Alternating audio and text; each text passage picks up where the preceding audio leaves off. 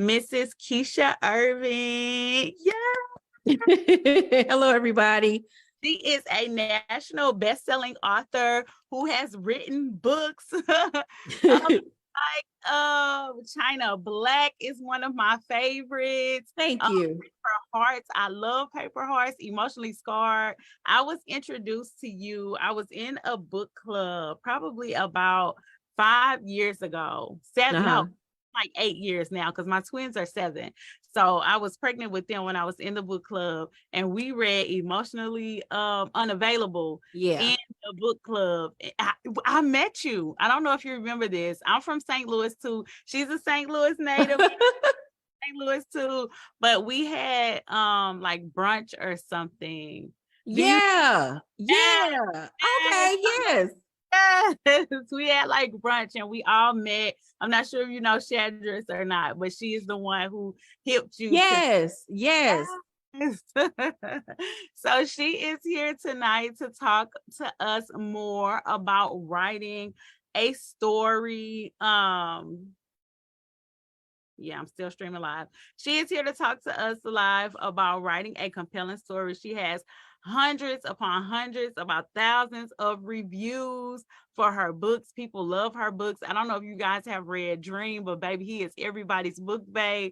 And who their favorite book bae is, Dream is going to be mentioned a few handful of times.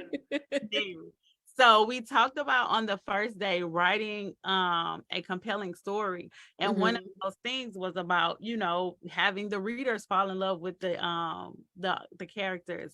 And Mhm. so I wanted to talk to her about when you're writing, how do you get started when you're developing a story? Okay. Well, for me, my process begins with like I one day just have like this Oprah aha moment and I'll be like, oh, okay, I want to write a story about such and such. And then it'll just expand from there. And I literally have a process of first I'll think of my 2 main characters' names. So like we already had India because India is the girl version of my actual son. So we already had India Black for Dream. And then as far as Dream was concerned, I was like, ooh, I want to name a guy Dream. I think that'd be kind of sexy. So gave him his name. And then I came up with his actual government name. And then after that, that's when I sit down and I flesh out my whole entire book from beginning to end. Like I will sit down and write a brief synopsis for each chapter. Like I can't write a book without knowing the beginning, middle, and end. Like I have to know that. And so the book is completely mapped out before I write one single word. Now, not to say that during the process of actually writing that certain things won't change because certain things come up as you're writing. But for the most part, I know the entire book from beginning to end before I begin. And I flesh out all of the characters, figure out their character inspirations. And since about 2007, I've been building like actual like lives for my characters. I've been doing this for years where I'll actually go online and search for the home they'll stay in, the car they'll drive, the outfits they'll wear, the restaurants they'll go to. All of those things are mapped out. So I started sharing that with you all years ago, and now everybody doing it now. But they don't go as hard as I go because like I show y'all every process of the writing process for me. And it's so much fun to bring you all into my world and to see what I'm seeing as I'm writing. Mm-hmm. Okay, so that's how you get started. How do you connect the story, or do you connect the story with your readers? Like, how do you connect the story? How do you know they're going to like it, love it? Sometimes I know some authors may put some things in there that they know that their readers are going to hate, just to kind of ruffle their feathers. How do you make that connection with your readers? Well, for me, I write stories that I would like to read myself because I'm an avid reader, have always been. So I try to write stories that I myself would fall in love with. And no lie, during my writing process, I always think about you guys. What will make you laugh? What you all will find like steamy, sexy, what will make you cry, what will be suspenseful. I always keep you guys in mind as I'm writing, but I don't go into writing books thinking that everybody's going to love it, because that's just not true. You're going to have people that aren't going to connect with certain things or certain characters, and that's fine, but I just literally write things that I would like to read. You write things that you would like to read. Oh, well, that's Mhm. some way to think about. So, do you think it's bad for an author to go into something thinking more about the reader than themselves?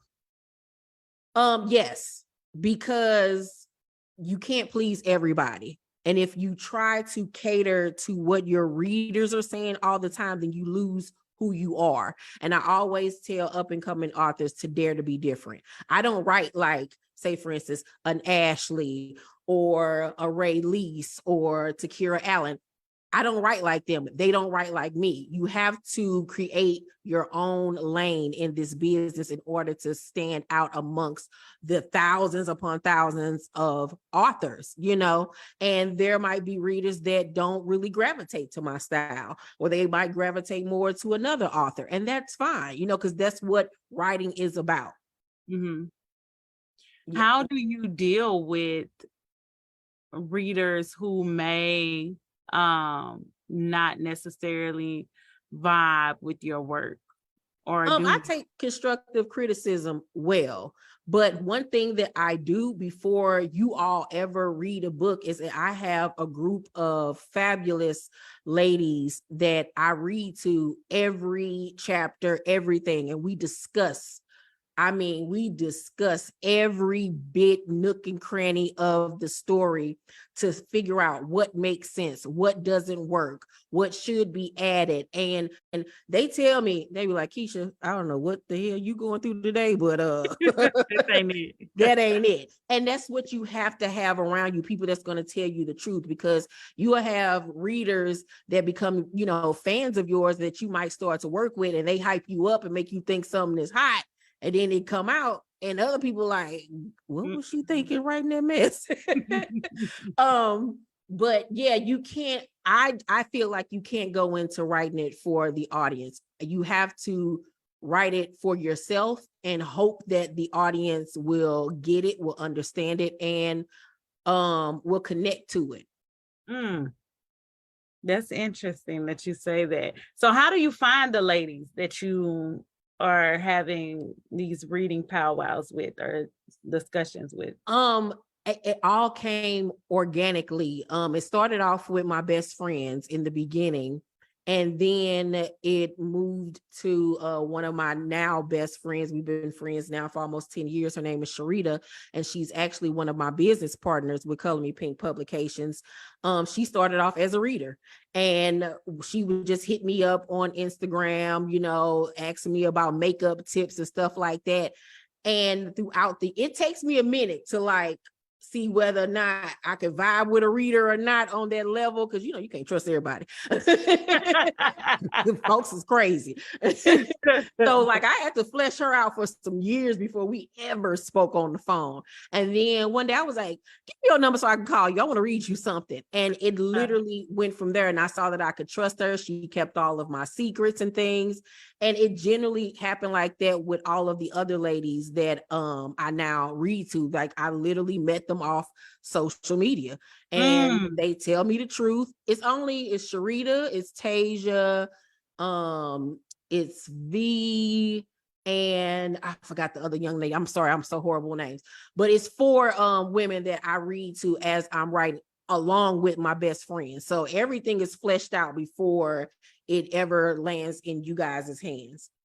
Okay. All right. That is so cool. So I've been talking about that the last couple of days, how to, connect with people, build relationships. Yes. That's another thing with being able to do that. You get long lost friends, you get people that you can trust, that you can have reading your work and that kind of thing. What do you do, or how do you deal with not being in the mood to write? I just don't. I literally just don't. I'm a firm believer in not forcing things. I've had and I don't call it writer's block because it's never that for me. It's if I get to a point in a book where it's just not flowing, it's because something is missing for me in that scene. And I wait until, like I said, I have that Oprah aha moment. I'm like, oh, that's what it's supposed to be. Okay. And what I used to do is I'll just stop. I won't even write until I figure it out. But after a while that I had deadlines, so I learned to just skip that chapter and go on to the next one. And that's hard for me because I write in chronological order. I'm not one of those authors that like skip around and write this and then write that. No, I have to write first chapter, second chapter, third. I write in order. So if that happens, I will literally wait until I get that feeling, that groove or whatever it is that's missing. And it always comes to me no matter what. It'll come to me eventually. And whatever that thing that is missing, it changes the whole story for me. And I just let it, don't rush it, don't push it, because you have to let things marinate. Like a lot of authors nowadays with the new generation, because I've been around since 2004 now, everybody wants to write a book in 2 weeks and put it out. And I'll be like, how are these girls pumping out a book a month? What is going on? You have to like literally like like, first of all, I come from the old school of you want to write books that you will have readers talking about 10 years from now. And I feel like if you pumping out a book every month, it's become microwavable. And it's just like, oh, that was cute. I read it. Okay, on to the next. You want your readers to read your book, salivate over it, think about it. It's supposed to live with them for days, weeks. And like you said, dream is book bay or whatever. I haven't wrote a book in 2 years or almost or whatever. The last Dream People book, are still talking about him. and they still like, where is Dream? Where is part 3? Where is part 3? That's how you want to leave your readers. Every book, you should attack it like it's your last, like it's your final hurrah. Like you want to leave your audience like, damn, that shit was good. Like, God damn. And you want them to want to read it again. Right. Wow, that was good. That was some good nuggets in what you just said. A lot of the reason that people, authors are pushing out books, one is because the readers have so much access to them now. And they can say, where the book at? You ain't put out a book in 2 years or whatever the case may be, and they get frazzled by that. But some of it is like financial, they are trying to make this their full-time career, or maybe they stop working and they want to continue to make it their full-time career. Do you have any advice? Yes, I'm sorry to cut you off, because this is so important to me that you brought this up, because this will be my first time like publicly talking about this, because I've sat back and okay, let me start by saying for 10 years I did not read anybody's books for 10 years. I didn't start back reading other authors' books until 2018. And it was 4 a.m. By my girl. I know. Yeah. I read her book and I was like, oh shit, this is fire. And I was like, shit, I gotta get up on my game. Like, these heifers are right their ass off. Right. And it honestly invigorated me and made me feel like, oh, I got competition. Like, I just been over here cruising for the last however many years. And it really made me want to step my game up as an author. And that's another thing, that as an author, you always have to stay hungry. Don't ever become complacent. Learn the new styles, keep up with the times and all of that stuff. Challenge yourself to write in a different genre, or write in first person versus third person, or third person versus first person. Like, always challenge yourself, because you'll never know what'll come out of you. And as far as the authors writing books so frequently. And I feel so sorry for these young ladies and men because they don't even know the business, because it's so many mom and pop little publishers out here that are ganking these people and giving them 22 book deals. And that is not industry standard. That is malarkey, people. And they got you writing 3-part series and all of that stuff. Like, that's become the industry norm now. You got to write a first part and a second part and a third part. Like, just write the book. If it's a standalone, let it be a standalone. Like, it doesn't have to be that way. And then Kindle Unlimited came about, and Kindle Unlimited is a great thing for new authors in the beginning. Say, for instance, your first 3 books, maybe. You use Kindle Unlimited to your advantage to, get your book out there, expand your audience and all of that. But if you don't take a chance on you and you don't believe in yourself, why would other people then invest the $10 to buy your book? Stop putting your book on Kindle Unlimited and getting a penny per page and wondering why you have to scramble to write another book in the next 3 weeks because you ain't making no money. You got to believe that my book is hot and it's worth this $9.99 for them to pay for Kindle. You have to believe in your work and put your worth out there. If you got a book, put it out there and not put it on Kindle Unlimited, because you're not making no money. You're not making any money. You have to bet on yourself, because nobody else is going to bet on you. Wow. And I think this, just from my standpoint, I think if more authors did that and band together, instead of allowing this to continue, that, things would change. They would either get more money on that end, or, people will get used to buying the books directly from, because a lot of it is consumer, not knowing or taking advantage of the fact that all the books is on Kindle Unlimited. Why would I pay $9.99 for a book and I can get it on there? But that's the thing. Just like a reader will download a book for free, Kindle Unlimited, from another author, and then I drop a book today and it's going to be that $9.99 fee. They're going to pay it because they want it. I can drop a book today, put it out paperback, and sell it for $25 fucking dollars, and they going to buy it. So, but that is because you have that readership. But no, it's not about readership. It's about I put out good product. It's like crack. It's like crack. That's what we talking about here. We talking about the story. Exactly. It's about the story. So that's why you have to sit down, take your time, write fire work that make the people want to purchase. And I had to learn that lesson myself. I was signed to 2 publishers before I went independent, and each company ganked the hell out of me. Did I make money with both of them?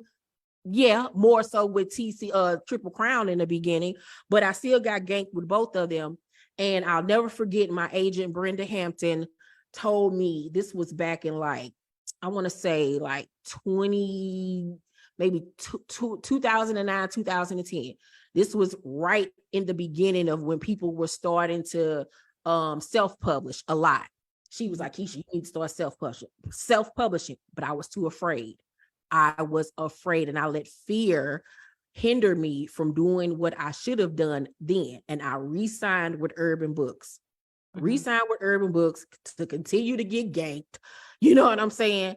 And then it wasn't until 2013 when I went through a health crisis and all of this stuff, and God literally shook my life, and he was like, you gonna listen to me. Right. And y'all, I went from making about, I say at the height of my career when I was with Triple Crown, the most I'd made was $60,000 in 1 year. And for me at that time, I was in my 20s. That was a lot of money, of course. Right. And then when I signed to Urban Books, it went down because Carl was raping us, still is. But after that, like I said, when I finally started self-publishing, it was 2014 when I finally self-published. And I had to start all the way over again from the bottom. The lowest that I made from that time period, I had only made like $20,000 that year. I don't even know how me and my son survived, but I had to put in the work. I had to literally start over from scratch. And in the beginning, Cashmere Mafia, even Paper Heart, Emotionally Unavailable.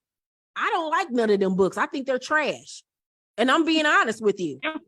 I'm being honest because I wrote them fast because I had to get money, like we were just talking about. I had to put out a product in order to survive. But the more I continue to write, and then like I said, around 2018, when I read 4 a.m., I was like, oh, no. And if you paid attention, that's when I put out Heartless. Then it went from Heartless to what? Such a Fucking Lady and First Wives Club, and then The Dreams and all of that. I was having back to back hit books because I had a fire lit underneath my ass at that point. And I was like, I gotta kill these bitches. They ain't about, I'm Keisha motherfucking Ervin. Y'all got me fucked to the up. For real. And like I said, I went from 2014 making about $20,000, right? $20,000 in a year, to every year it got more and more. It increased. It was a slow increase. I'm gonna keep it a buck with you. It was a slow increase. Right. I knew that if I was a good steward over the little things that I had at that point, that God was gonna bless me. Okay. And because when I was younger, I would get my royalty checks and baby, I was going shopping, going out to this restaurant, doing all this. And then I look up and I ain't even got money to pay my rent because I didn't know how to be appreciative and thankful for what I was receiving at such a young age. I was just blowing thousands and thousands of dollars. And so then when I got in my mid 30s, and like I said, I went back to making only $20,000 in a year. And like I said, every year after that, the more I wrote, the more I kept my head down, the more I stayed consistent, my income increased and increased and increased and increased. And today, 2023, I make 6 figures now. I make more now being self-published than I ever did with any other publishers. So I say all that to say, bet on yourself. You got to believe in yourself. Don't let fear, your family members, negativity, naysayers, or any of that get in your way. Put your head down, learn your craft, hone your craft, perfect your craft, continue to learn, continue to push yourself, and it will pay off. It might take a couple of years like it did me, but every year it got better and better and better and better. I just released my first film, 2 years ago. You know what I'm saying? Like, life is great. You know what I'm saying? So if you're a new author, like I said, do the Kindle Unlimited for your first 2-3 books or whatever to get your name out there. But then after that, fuck that. Sell that book for $9.99. Sell that paperback. If you want to make money, you're going to continue to make pennies if you don't believe in you and don't let fear get in your way. So you think indie versus going with the publishing company is best? For me, it is, because I've been on both ends of the spectrum. And say, for instance, if you're with a Simon & Schuster or a Kensington or whatever, and they give you maybe a 2-book deal, right? And they offer you 6 figures. Okay. So you got that 6 figures. Now, this is how it's supposed to go in real publishing, not what these other folks is out here doing, but okay.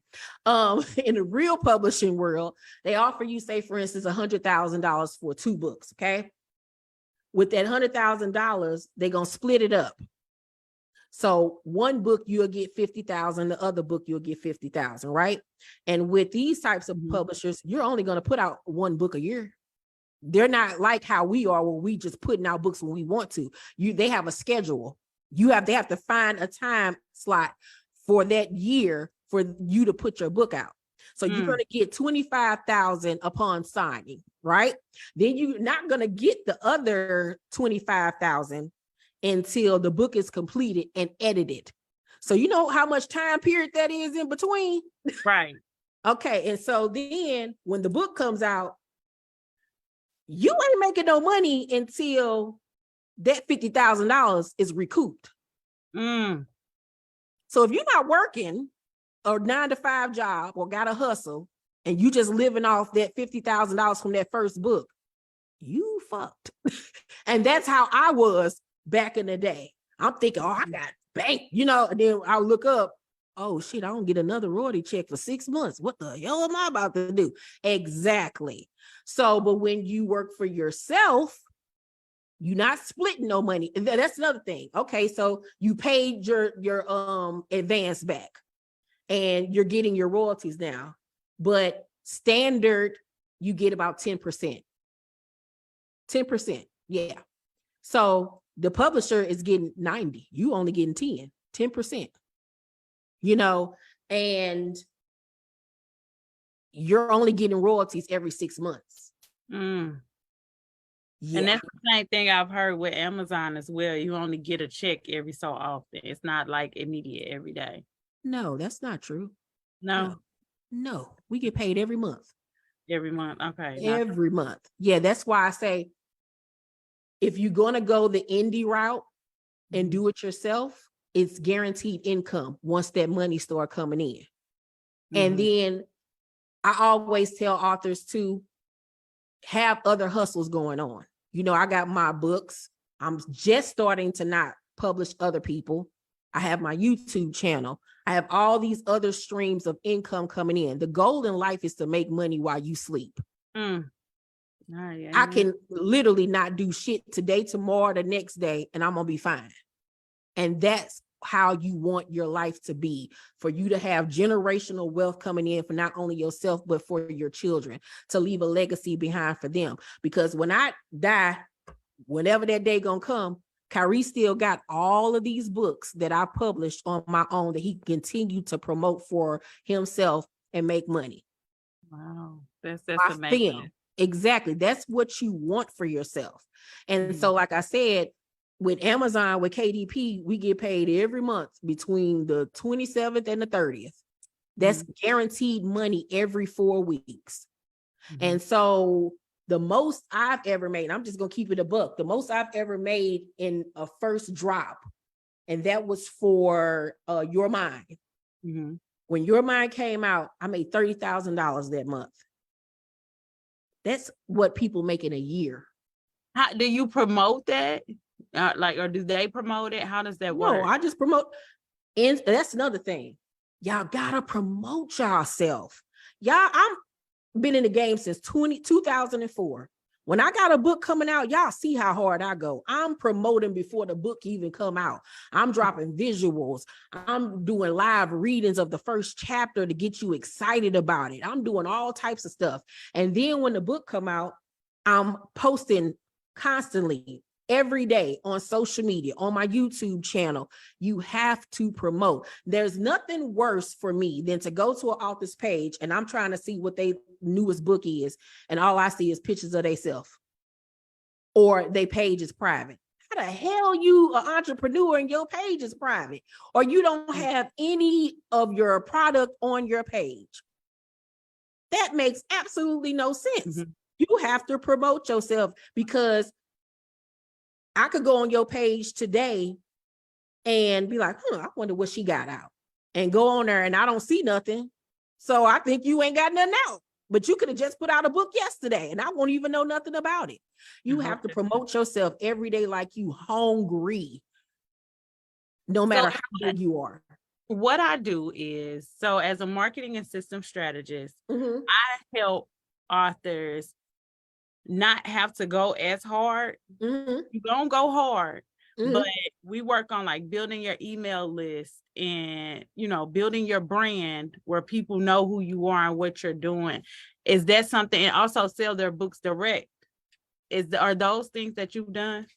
Any of those? I've never sold direct. I'll just do everything through Amazon and Barnes and Nobles, because they take out all of the work for you. They do everything for you, and they only take out a small percentage. They're not robbing you. You make more than they do. But it's great to do email lists. It's great to do things like that. But take advantage of the free things that you're able to do. Email lists, posting every day on Instagram, Facebook, TikTok, Twitter, all of the apps, everything that you could think of, post on every last one of them every day, because you're going to have those readers that aren't really on social media like that. And they just happen to get on and they scrolling. Oh my God, I didn't know she had a new book out. You don't want that potential audience or that reader to miss anything. You know what I'm saying? Right. But social media is the best way to do everything. And then using hashtags is another great thing to do, because I myself, when I'm looking, I was just on social media this morning trying to find a wig style for the concert Monday using the hashtag wig styles. So Right. you put in hashtag urban books or books or whatever, and you just scrolling, you're going to see, you know, a book come up that you want to read. And then another thing, ladies and gentlemen, your book cover is important. Because one thing that I learned back in the day, and this was when books were actually in stores, the reason that you want to have a dope book cover is because, say for instance, you can walk into a Barnes and Nobles and you just see a fire cover, and it's going to draw your attention and make you go pick it up. You might not even know who that person is. You might not even so-called like the genre, but the cover attracted you to go over and pick it up. And then you turn it over to the back and read the synopsis. The synopsis is great. Hell, boom, you got a new reader. So it's always imperative to really put a lot of thought and work into your covers. That's why you see with every time I drop a book, people will be like, damn, that's dope, because it's so different from what everybody else is doing. You don't want to do what everybody else is doing. Find your own lane, be creative, and make sure that you have a hand in everything you do. Everything that I put out, I got my hand on it. I'm the person that comes up with my cover. You still there? Can you hear me? Uh-huh. Okay. Yeah, I was saying that I'm the one that comes up with every idea with everything that I do. Can you hear me? Yeah, I hear you good. Okay. I was just making sure. And like, say for instance, with my with Your Mind, how I did a double book cover and the book cover came together like a puzzle piece. That was my idea. He just did it and executed it for me. But like, you have to really put in the effort and work behind it, because your readers are going to appreciate it even more, and they're going to be like, damn, she go hard for us. I gotta support her, or I gotta support him. So how do you find the people? How do you go about developing or getting the book cover?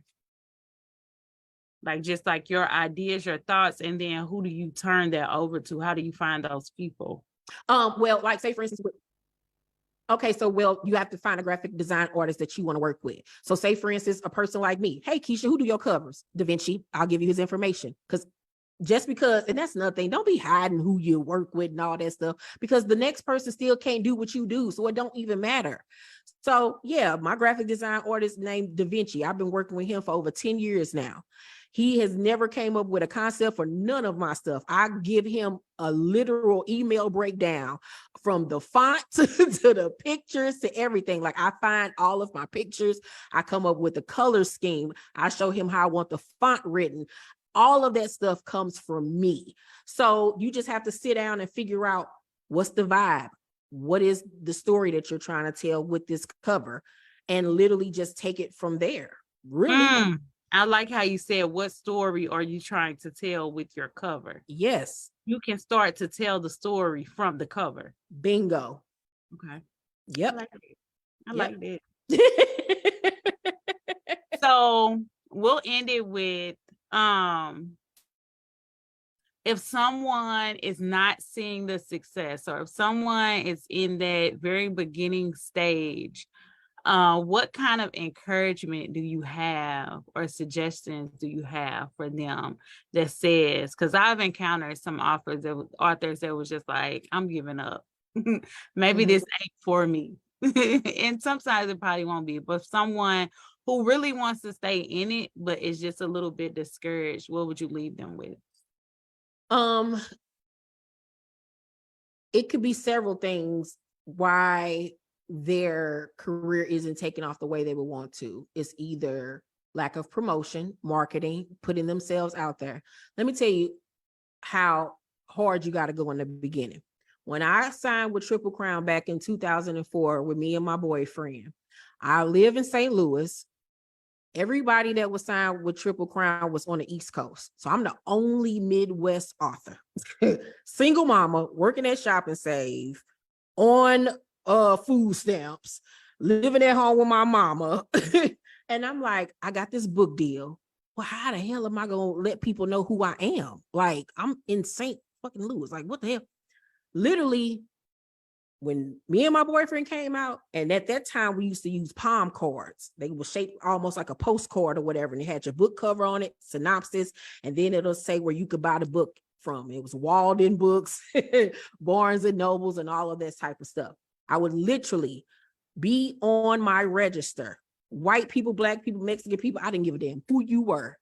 Hi, how you doing? Welcome to Shop and Save. You like to read books? And some people be looking at me like, what the fuck is you doing, bitch? If you don't check my shit out. But I did not care because I had to make my shit pop. And Right.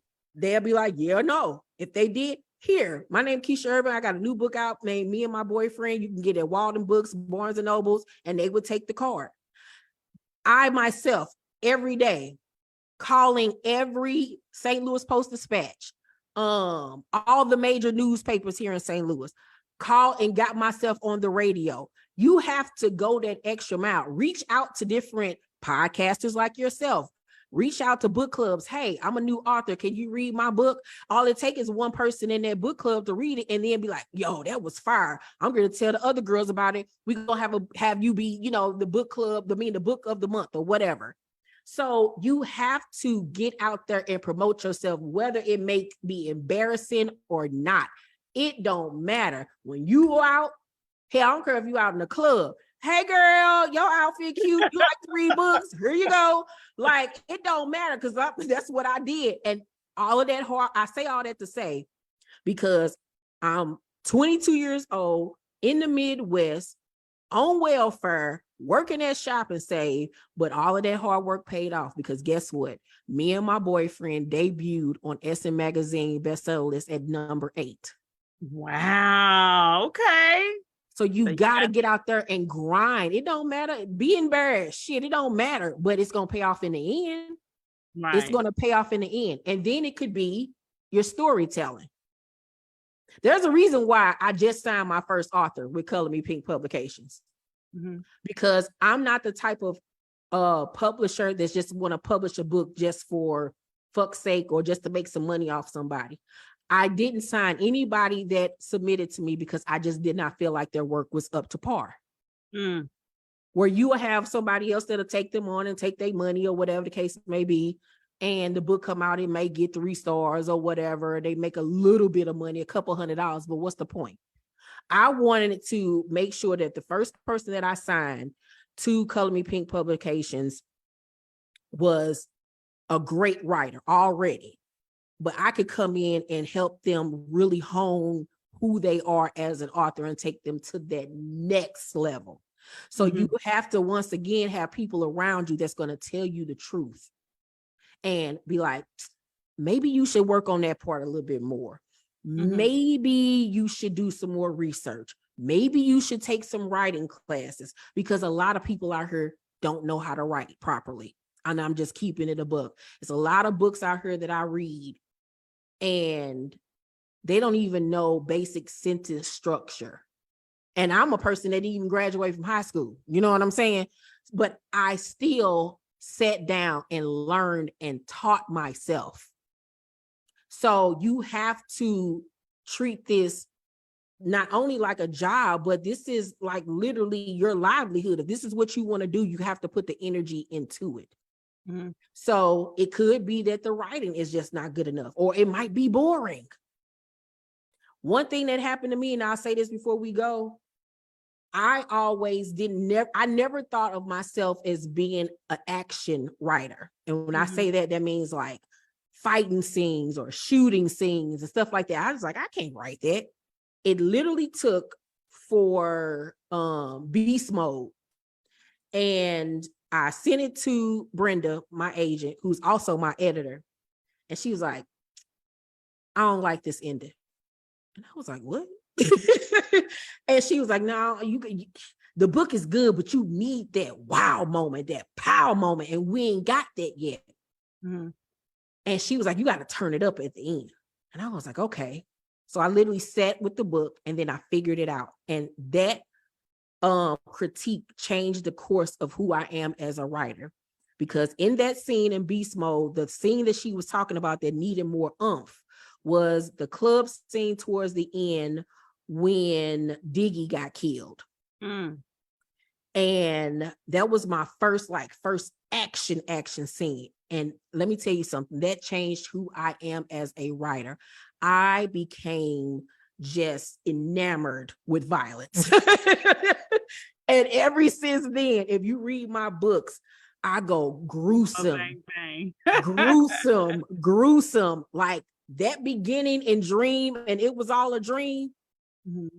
I enjoyed writing every second of that. And I realized that I like gruesome. I like bloody. I like all of that stuff.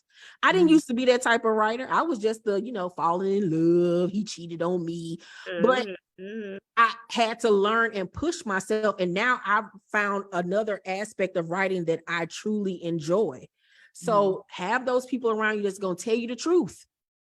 That's going to tell you the truth, honestly. Well, I appreciate you for coming to talk to me. You did a lot more than I thought you was going to do. Oh, no, girl. If you told me to come talk, I'm going to come talk.